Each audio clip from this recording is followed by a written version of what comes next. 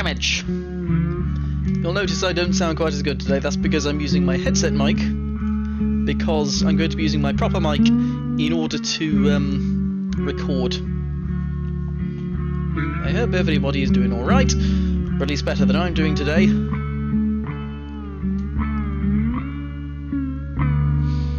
Is all well, people? Sandwich with the side of Nevis Island. Goodness me.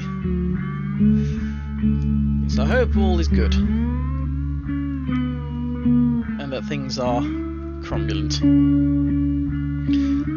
Today I'm going to be finishing all the inaccuracies in Hamilton or bust, frankly. But before I do that, I think I'd best turning the my light on, because it's quite dark in here.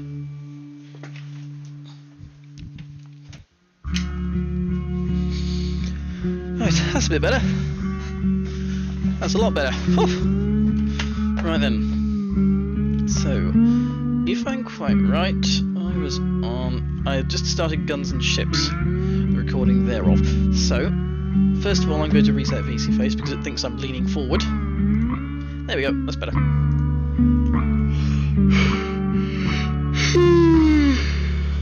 Oh gosh, we've already got a yawn.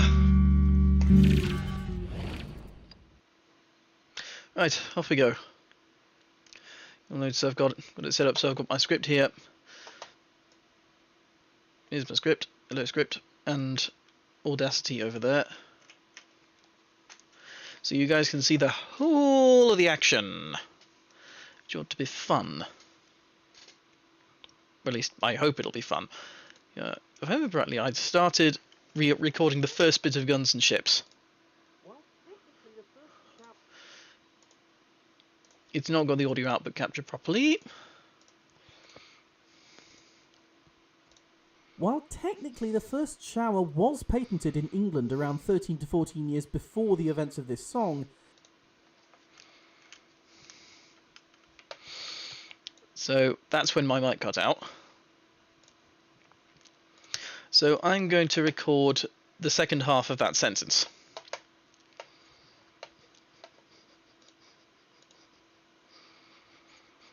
You've yawned so many times today, oh boy. Little scripty script, indeed. Now the music will become corrected for once. Correct. If a mosquito bites you, bite it right back. Assert your dominance. Goodness me.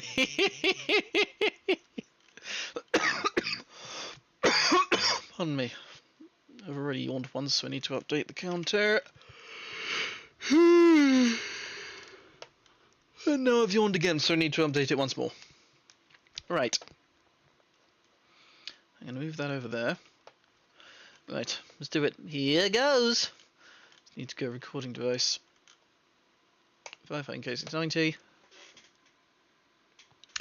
And here we go. It didn't reach its current popularity in America until about the 1980s. I feel like I could move my mouth closer to the mic.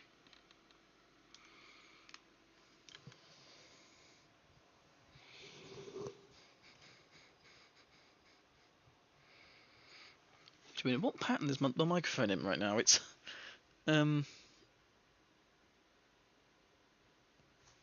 wait, it's still on binaural. I need to swap it to cardioid. That's probably a bit better. Okay. Here goes.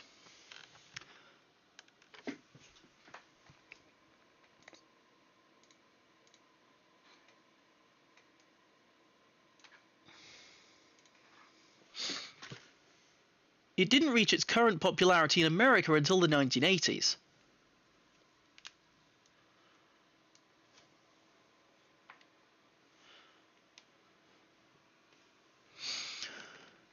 The legend that Betsy Ross sewed the first American flag is almost certainly a total fabrication. It didn't even first appear until 1870, over 3 decades after Betsy Ross's death, and was spurious even then. Wait a minute. The legend that Betsy Ross sewed the first American flag is almost certainly a total fabrication. It didn't even first appear until 1870, over 3 decades after Betsy Ross's death, and was... I'm going to need to run this through Adobe Enhance, I think. 13 to 14. It didn't reach its current popularity in America until the 1980s. It didn't reach its current popularity... Hang on.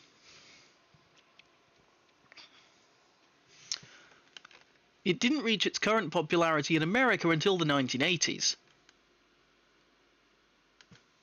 How does that sound?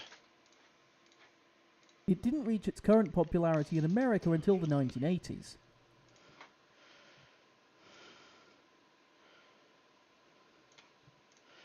Hopefully Adobe Enhance will fix whatever mistakes I make. This song, it didn't reach its current popularity in America until the 1980s.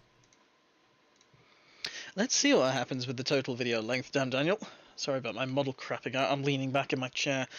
Right, here we go. Let's start again. The legend that Betsy Ross sewed the first American flag is almost certainly a total fabrication. It didn't even first appear until 1870, over 3 decades after Betsy Ross's death, and was spurious even then. Is it this side of the mic I need to be talking into? I think it might be. Yeah, I'm talking into the wrong side of the mic, guys. This would explain so much. Talking into the wrong bloody side of the mic. That would help. Is it this side of the mic I need to... I've been recording this whole thing talking into the wrong side of... I've been talking to the wrong side of my mic this whole time. 13 to 14 years... Good grief. No wonder I sounded weird. Right then. Let's try this again, shall we? I might only need to run the first bit through Adobe Enhance then. Okay.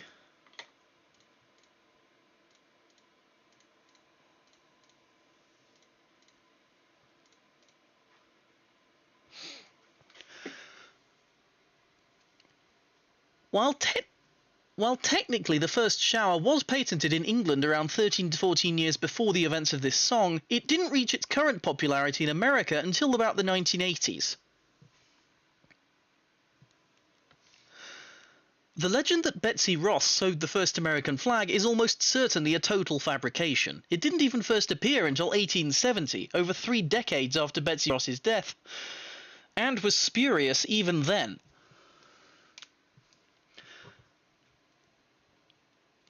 Lafayette wasn't technically an immigrant either. He returned to France to provide supplies for the Americans and again after the war was over. Lafayette wasn't technically an immigrant. Much like Hamilton, Lafayette wasn't technically an immigrant. Much like Hamilton, Lafayette wasn't technically an immigrant because he didn't migrate to America. He returned to France to provide supplies for the Americans and then returned to France again after the war was over. I go to France for more funds. This actually happened in 1779, a couple of years before the events of this song, and what he was actually going to get is explained in the very next line. Lafayette did not recommend Hamilton to Washington for the charge at... Lafayette did not recommend Hamilton to Washington for the charge at Yorktown. He actually recommended Lieutenant Colonel Jean-Joseph Sourbadet de Gimard for that position. Washington himself overruled Lafayette. Washington himself then overruled Lafayette and appointed Hamilton himself. I'm going to try that line again. He actually recommended Lieutenant Colonel Jean-Joseph Sourbadet de Gimard for that position.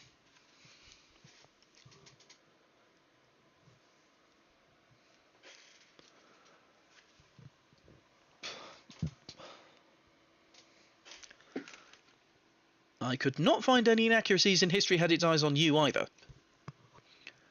I could not find any inaccuracies in History Has Its Eyes on You either. Lawrence is in South Carolina. No, he isn't. He was right there at Yorktown alongside Hamilton. Lynn actually admitted that he fudged this one on purpose to make the story flow better. I want to listen to this back now. Lawrence is in South Carolina. No, he isn't. He was right there at Yorktown alongside Hamilton. No, he isn't. He was right there at Yorktown alongside Hamilton. Right, let's start this again. Sounds good to me. The soldier singing "The World Turned Upside Down" is apocryphal. There's no actual sources to say that they did.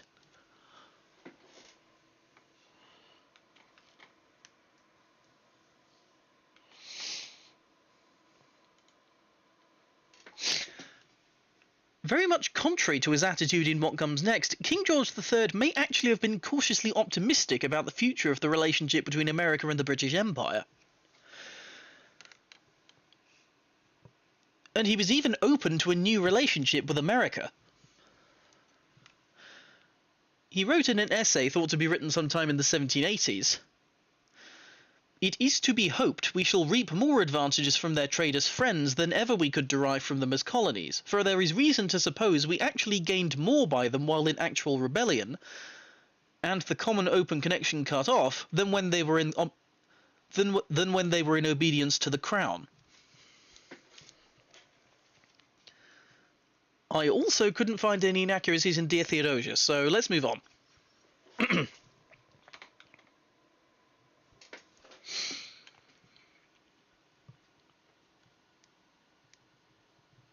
Lauren's interlude. No, it's from his father.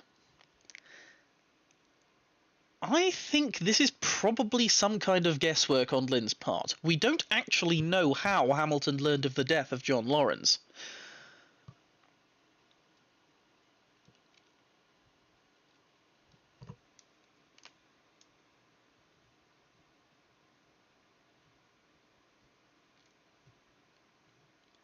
And of 3 known letters sent to Hamilton by John's father, Henry, 2, one of which is lost, were sent in 1779, 3 years before his death, and the last 3 years after that in 1785.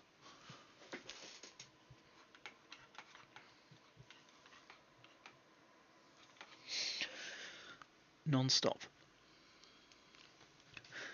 Even though we started at the very same time. This is probably the most nitpicky accuracy I'm going to point out in this entire video. They did not start at the very same time. They merely started in close temporal proximity to one another.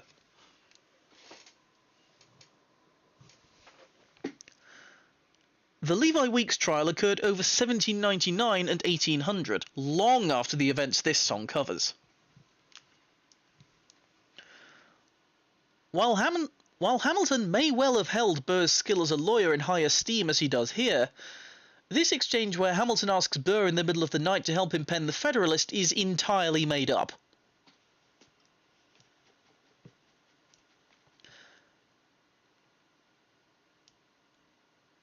There isn't even any evidence that Hamilton even asked Burr to help him author the papers at all. The people he did ask were James Madison, John Jay, William Dewar, and Gouverneur Morris, the latter of whom declined. Do you support this constitution? Of course. No, he didn't! Chernow describes Aaron Burr as an anti-federalist who would not have supported the new constitution. I have found a wealthy husband. She found him in 1777, long before this. Hamilton wrote the other 51, and also collaborated with Madison on 3 of his.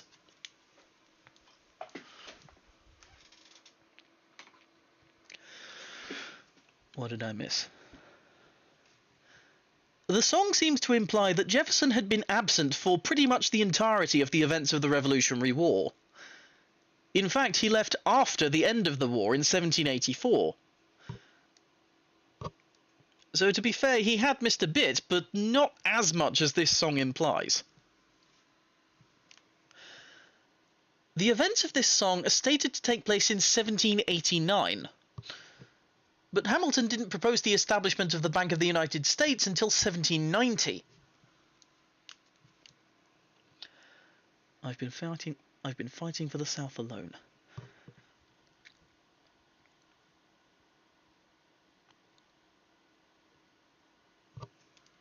I've been fighting for the South alone. It would be pretty difficult to say that of James Madison. It would be pretty difficult to say that of James Madison, given that Hamilton and Madison had not long prior collaborated on the Federalist. Hamilton and Jefferson had actually met once before, some years prior. Hamilton and Jefferson had actually met once before, some years prior in 1783, while they were serving on the Continental Congress. Cabinet Battle Number 1. The earliest evidence of there having been a cabinet meeting under George Washington is from 1791. That's a year or two after the events of this song. Also, much like Farmer refuted, the discussions depicted here would have actually been done in writing rather than in person.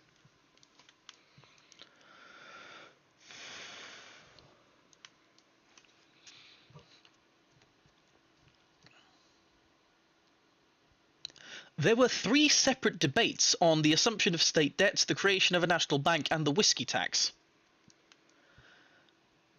This song seems to condense all 3 of those debates into one big debate. Which is weird because 2 of these debates didn't really begin to heat up until after the Compromise of 1790, which the musical places later on in the chronology.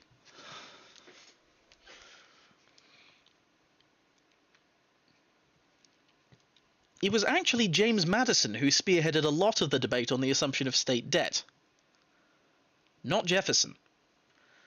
Jefferson actually didn't assume office until early in... Jefferson didn't even assume office until early in 1790. Take a break. But I want a little brother. He had 2 already by age 9, one named after his father and... He had 2 already by age 9, one named after his father and another called James.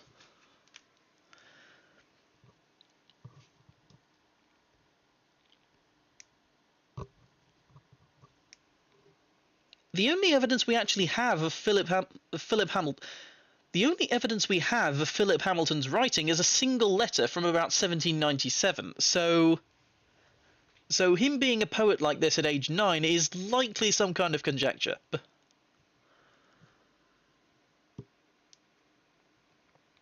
So I personally doubt that he was that much of a poet at age 9.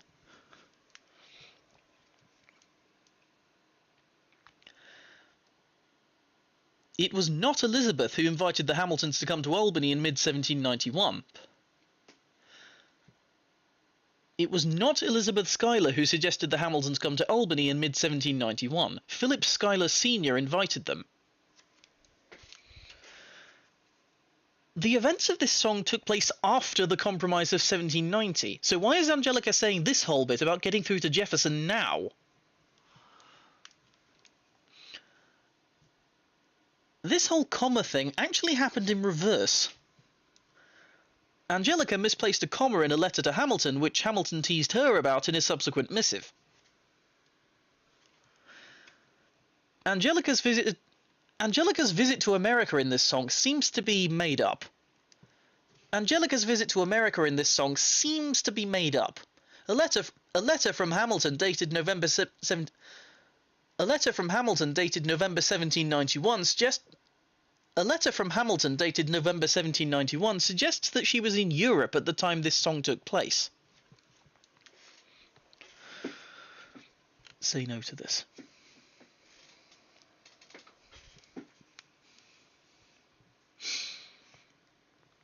Typically in the musical, Maria Reynolds is portrayed by the same actress as Peggy, who is typically an actress with black or brown hair. Except Maria Reynolds was blonde. The problem with this being that Maria Reynolds was very much blonde. The first letter from James Reynolds actually came on the 15th of December, more than a month after the summer in which the relationship first began. James Reynolds' attitude towards his wife was not quite as dismissive in the actual letter. James Reynolds' attitude towards his wife was not quite that dismissive in the real letter.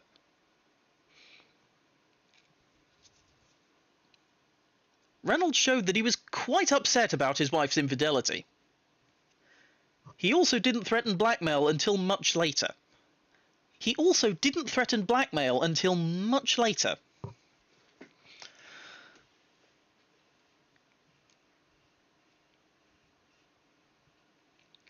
The letter would not have really come as a surprise in this manner. Mariah had actually written to him first to warn him of it.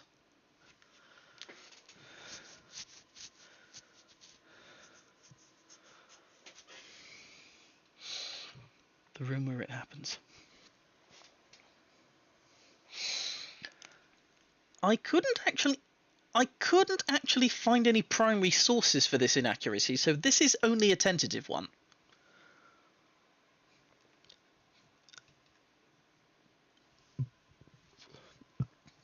Sorry.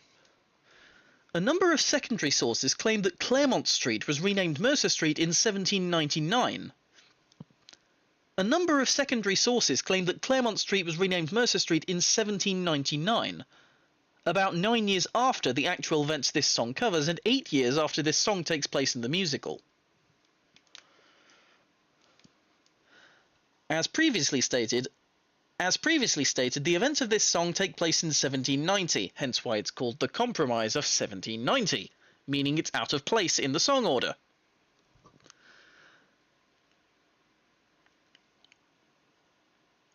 Meaning it's out of place in the chronology. Schuyler defeated.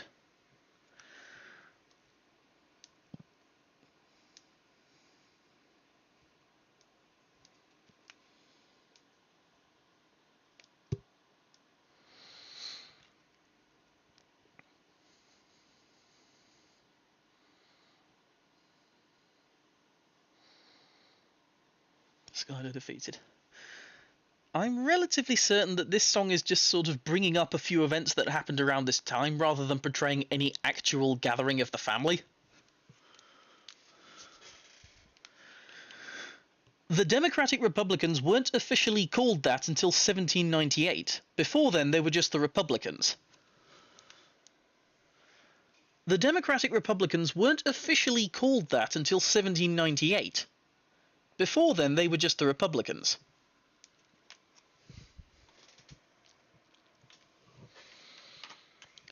Cabinet Battle number 2. My decision on this matter is not subject to congressional approval. Yes, it is! Yes, it is! In Article 1, Section 8 of the US Constitution straight up says that Congress has the right... Yes, it is! Article 1, Section 8 of the US Constitution straight up says that Congress has the right to declare war and raise armies.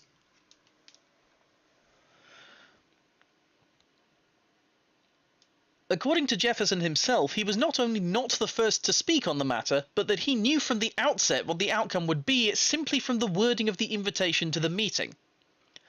So it's probably not all too likely that he was as explosive as he is in this song.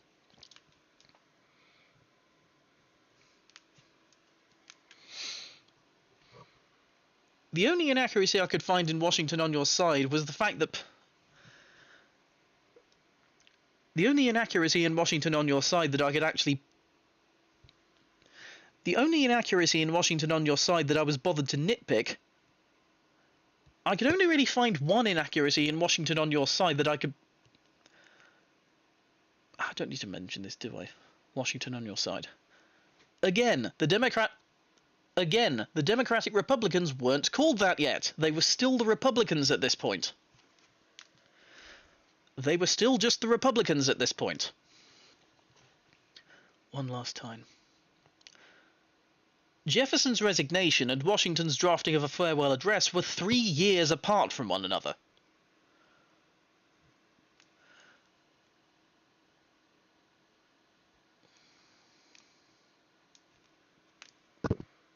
So was his stepping down and his running for president. In fact, Hamilton's attitude to the whole thing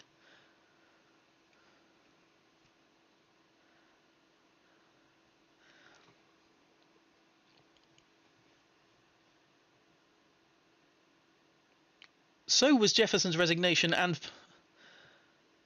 so was Jefferson's stepping down and his run for presidency. Hamilton himself actually clocked that Jefferson was after the presidential chair. Jefferson claimed publicly, and Washington thus believed, that he was simply retiring from public life. Also, Hamilton did not find this out from Washington personally. Once again, he found out through a letter. I know him. I wasn't aware that was something that someone could do. Except he absolutely would have known. In fact, after losing the war, he nearly did it himself. Allegedly, King George spent more headspace dealing with the Prince of Wales' unhappy marriage around that time than with Allegedly, King George spent more headspace dealing with the Prince of Wales' unhappy marriage around that time than with George Washington's successor. The Adams administration. Creator of the Coast Guard. What Hamilton founded was not the Coast Guard, but the Revenue Marine, which later became the Revenue Cutter Service. The Coast Guard wasn't formed until 1915, when the Revenue Cutter Service was The Coast Guard wasn't formed until 1915, when the Revenue Cutter Service was merged with the Life-Saving Service. Adams fires Hamilton. Adams fires Hamilton. He couldn't have fired Hamilton because Hamilton had resigned already in 1795.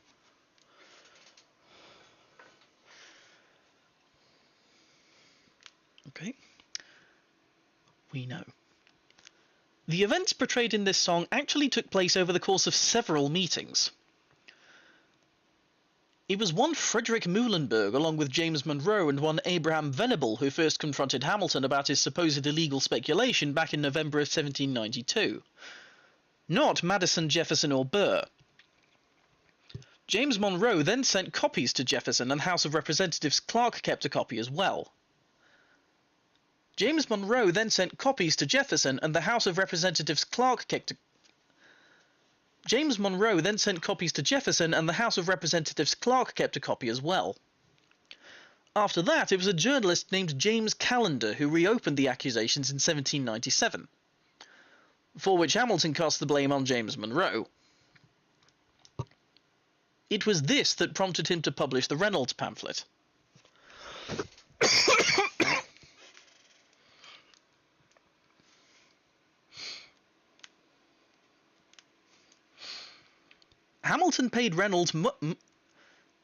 Hamilton actually ended up paying Reynolds more than $1,000.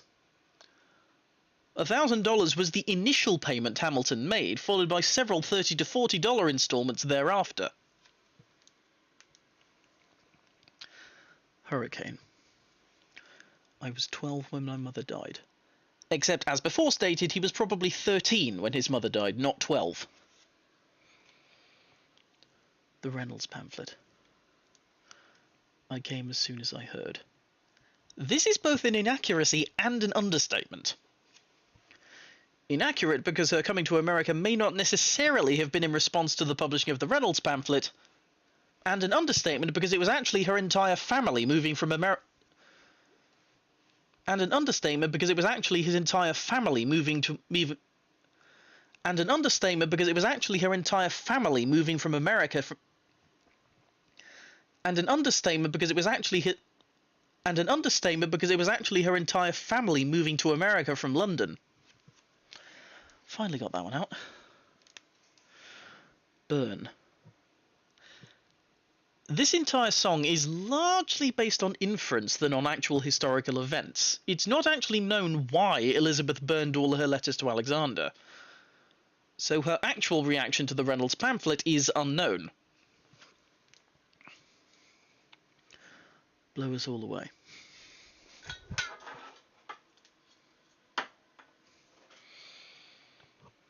Meet the latest graduate of King's College.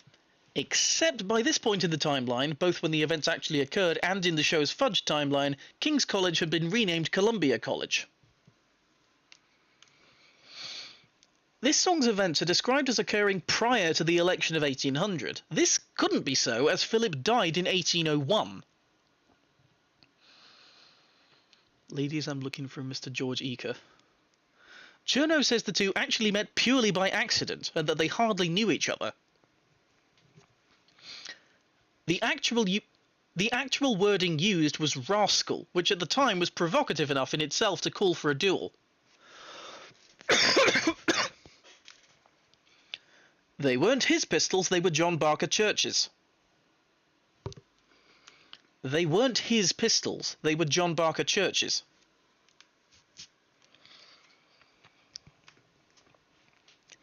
This is very much not what happened.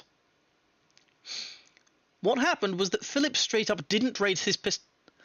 What actually happened was that Philip straight up didn't raise his pistol at all. Much to George's confusion.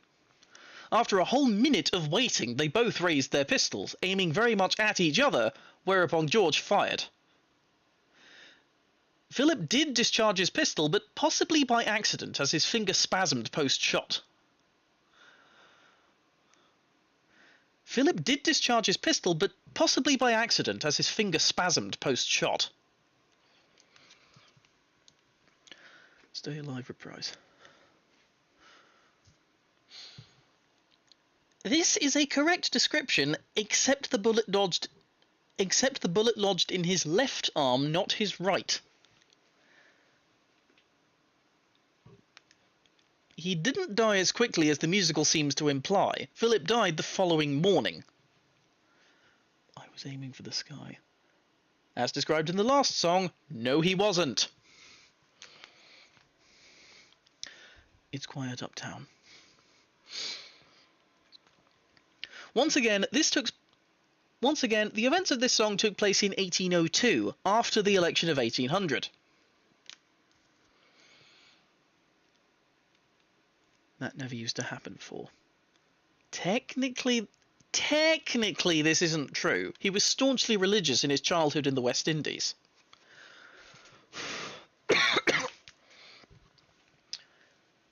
The election of 1800. Oh, there it is, about 3 songs and 2 years too late.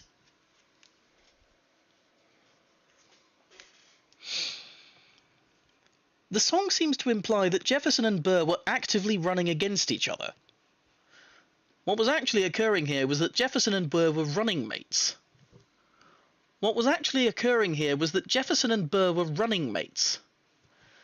The system worked like so. Each member of the Electoral College had to vote twice. The individual with the most electoral votes would become president, with the runner-up becoming vice president, as explained earlier in the musical.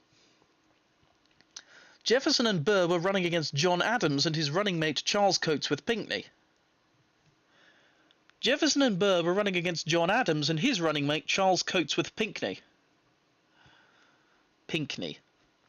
Charles Cotesworth Pinckney. Tell your husbands vote for Burr.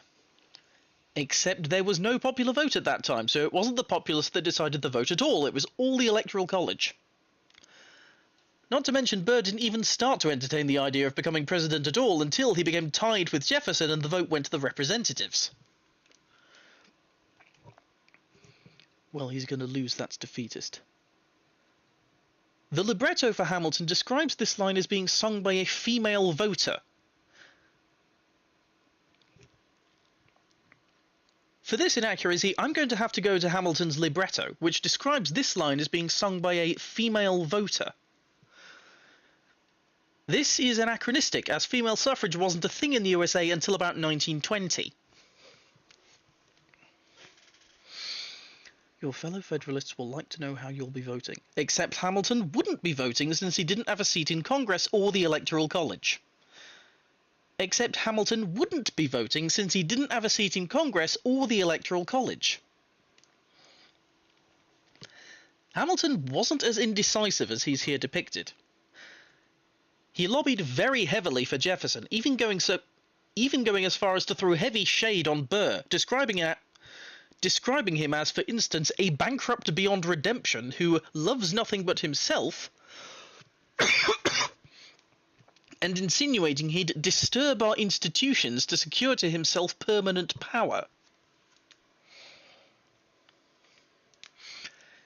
It wasn't even Hamilton who decided this election at all. His influence did play a part in it, but it actually fell on the shoulders of one James Bayard to decide the election. I have never agreed with Jefferson once. Except on a few occasions he did. For instance, in a letter from 1790, George Washington said that he agreed with the position of Colonel Hamilton and Mr. Jefferson.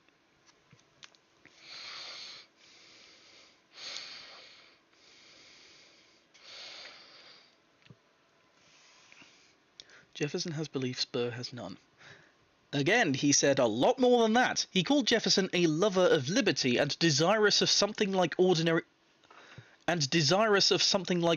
government. Whereas before stated, he threw much heavier shade at Burr than simply not having beliefs.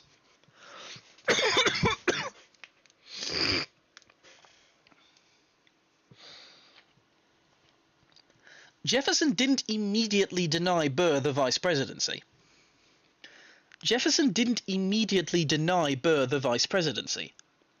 Burr actually did become his vice president, though with very little power, and Jefferson struck him off the card in the following election. Your obedient servant. The song seems to imply that the election of 1800 is what spurred the Hamilton-Burr duel. It was actually a series of alleged statements that Hamilton had made at a dinner party, reported in the Albany Register by one Charles Cooper. 4 years after the election of 1800 to boot.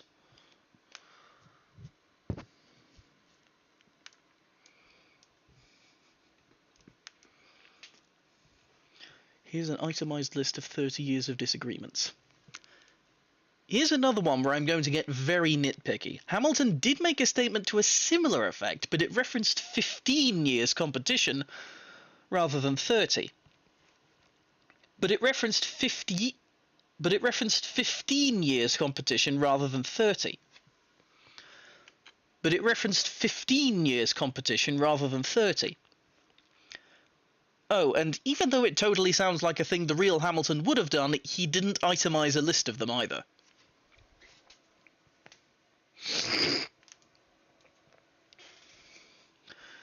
I stand by what I said, every bit of it.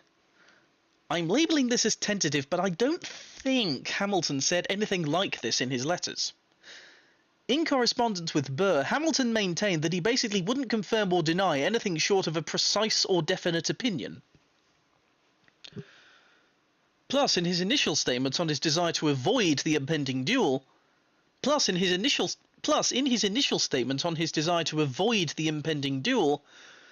he claimed to be conscious of no ill will to Colonel Burr.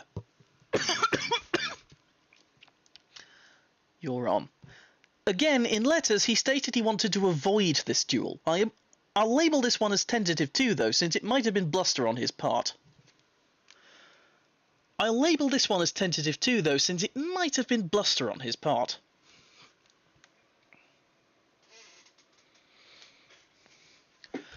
Best of wives and best of women. This exchange was actually a letter from Hamilton to Elizabeth, not a face-to-face interaction.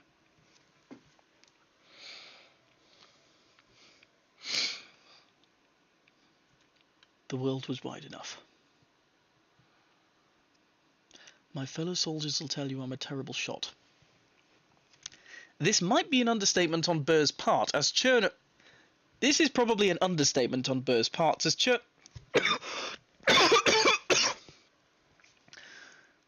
This might be an understatement on Burr's part, since Chernow calls him a superb marksman. This might be an understatement on Burr's part, since Ron Chernow calls him a superb marksman. And this understatement might also be something of an inaccuracy in itself. As Chernow goes on to quote contemporaries of his, stating that for 3 months past he had been in the constant habit of practicing with pistols.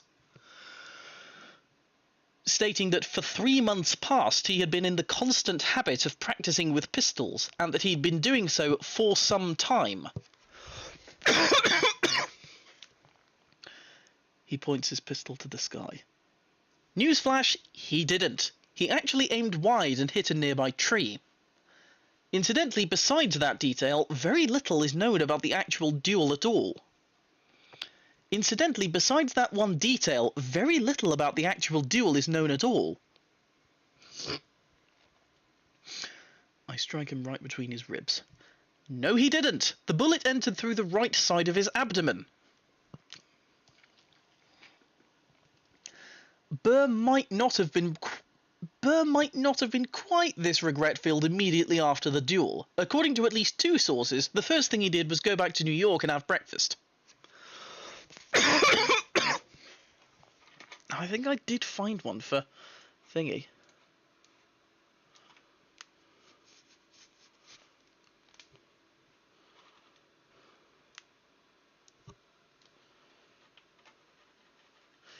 Where did I put it?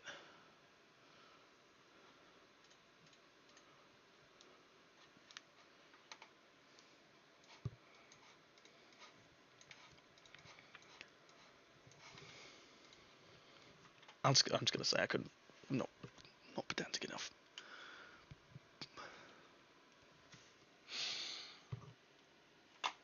And finally, I couldn't find any I could be pedantic enough to pick up.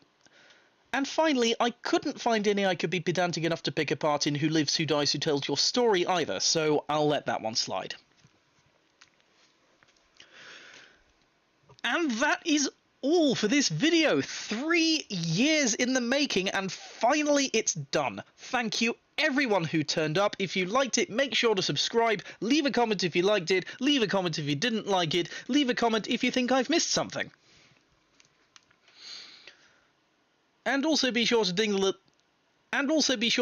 little bell so you know when I've uploaded next in the next 5 years, I guess. Until next time, ta-ta! Whew. Wow. That is a heck of a lot I've just done.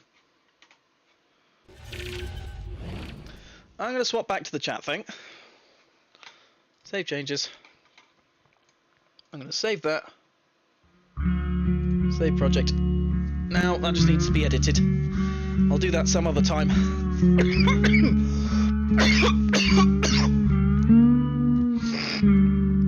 Oof! That's all the recording done. Now it's just the editing. And believe me, that's the hard part. Because I've got to piece together the flipping... got to piece together different takes and shit. I know for one video I did at least one, like, proper Franken-sentence. Which was like 2 separate takes, mashed together in the middle. Yes, I'm definitely coughing because I've got no water next to me. In any case, nice productive stream. I'm just going to call it here. Because I'm tired, and I'm done. I'm happy. Let's find someone to raid. Right, Twitch. Wait, better yet, let's check YouTube. Let's check Discord, see if there's anyone streaming on my friends list. Yuri! Yuri's streaming. Let me just find her stream link. Here we go, I think she's still going. Right then. Let me just sort this out then.